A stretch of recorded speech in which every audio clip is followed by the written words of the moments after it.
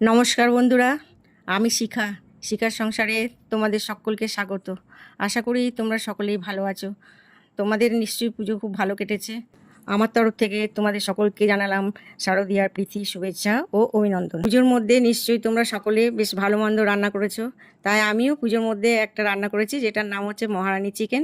তাই সেই রেসিপিটা তোমাদের সাথে আমি শেয়ার করছি।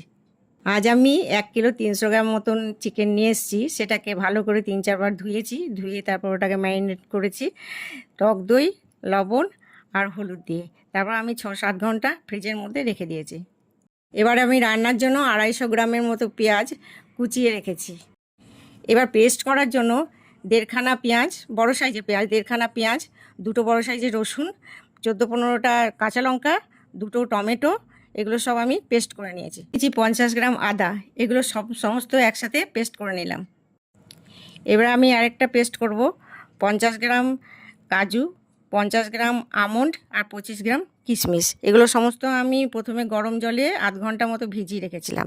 ভিজিয়ে রাখার পর 1/2 ঘন্টা হয়ে যাওয়ার পর ওগুলোকে সমস্ত আমি মিক্সিতে পেস্ট করে নিয়েছি।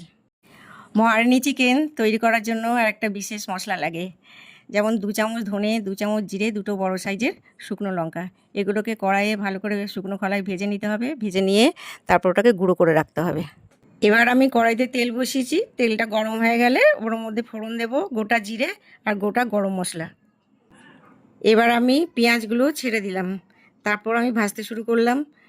ভালো করে লাল করে ভাজা হয়ে এলে ওর মধ্যে যে পেস্টটা আমি করে রেখেছিলাম, পেঁয়াজ, রসুন, আদা, টমেটো, কাঁচা লঙ্কা, সেই পেস্টটা আমি ওর মধ্যে দিয়ে দিলাম।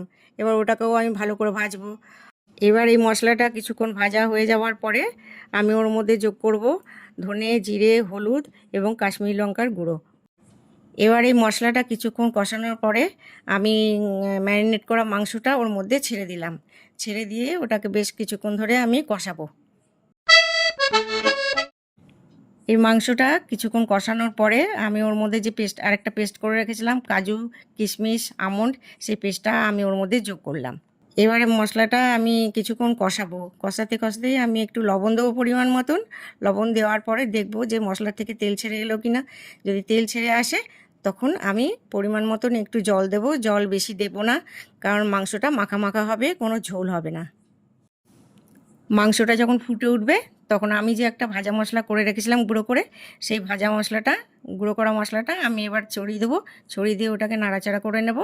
ভাজা মশলাটা দেওয়ার পরে আমি সামান্য একটু চিনি যোগ করব। এবার মাংসটা সেদ্ধ হয়ে এসছে এবং মাখা মাখাও হয়ে এসছে। তো গ্যাসের ফ্লেমটা এবার আমি বন্ধ করে দিলাম। বন্ধ করে দিয়ে বড় চামচে 2 চামচ বাটার যোগ করলাম। এবার তৈরি হয়ে গেল মহারানী চিকেন। গরম গরম রুটি, পরোটা বা পোলাওয়ের সাথে পরিবেশন করুন।